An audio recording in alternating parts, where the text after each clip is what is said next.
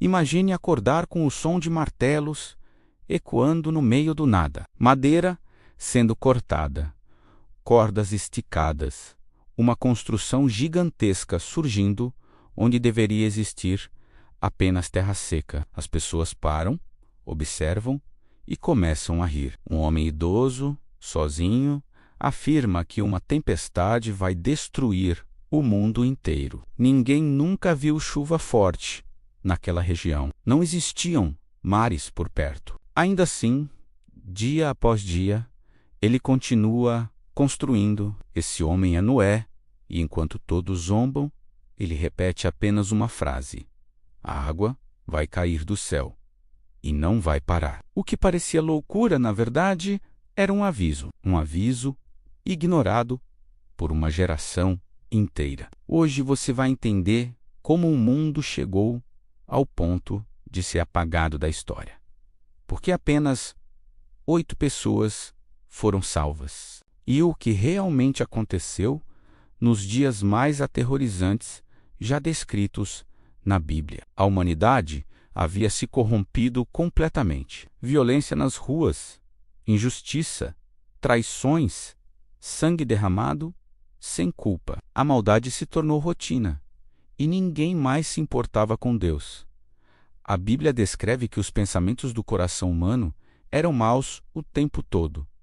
Não era apenas um erro ou outro, era um mundo inteiro vivendo sem limites. Enquanto isso, Noé era diferente. Ele andava com Deus, obedecia, vivia de forma justa. Por isso recebeu uma missão absurda: construir uma arca colossal, do tamanho de um prédio moderno, capaz de abrigar sua família e animais de toda espécie. Durante décadas, ele trabalhou sob risadas, insultos e desprezo. Cada martelada era também um convite silencioso ao arrependimento.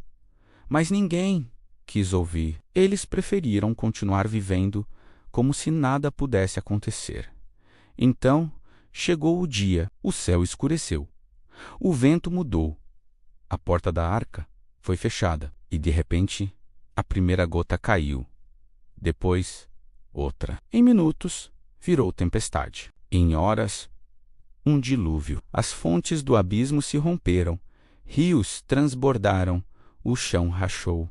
Água subia por todos os lados. As pessoas correram, gritaram, tentaram escalar montanhas, bateram na arca pedindo socorro. O mesmo homem que foi chamado de louco agora era a única esperança, mas já era tarde. O nível da água continuava subindo, engolindo casas, árvores, cidades inteiras. O som dos gritos se misturava ao trovão. O mundo que eles conheciam simplesmente desaparecia debaixo das ondas. Nenhuma fortaleza, nenhum dinheiro, nenhuma força humana foi suficiente para escapar.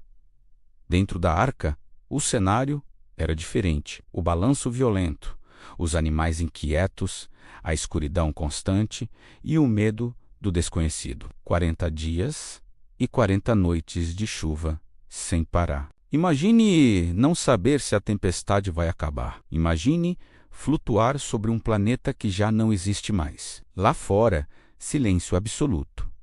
Só água até onde os olhos alcançam. Meses se passaram até que a arca finalmente encalhou. Quando a porta se abriu, não havia mais nada. Sem cidades, sem multidões, sem barulho. Apenas um mundo vazio, lavado, recomeçando do zero. 8 pessoas encarando a responsabilidade de reconstruir toda a humanidade. Um novo começo, mas com uma promessa. No céu, surge algo que ninguém tinha visto antes. Um arco colorido atravessando as nuvens. O arco-íris se torna o sinal de uma aliança. Nunca mais a Terra seria destruída daquela forma. Mas a história do dilúvio deixa um aviso claro.